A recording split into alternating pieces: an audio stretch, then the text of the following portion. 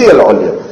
فلا نرضى لأي كلمة موازية لكلمة الله عز وجل، فضلا أن نرضى أن تكون كلمة أحد فوق كلام الله تبارك وتعالى، ويكون الدين كله لله، 99% لله، 1% لغير الله، القتال والسلام.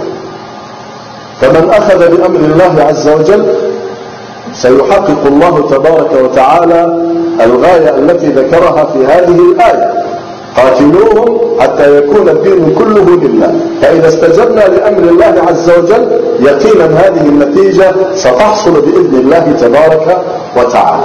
إذن الحل الوحيد لتحكيم شرع الله عز وجل القتال. من تنكب عن القتال وجاء بالبدائل معاذ الله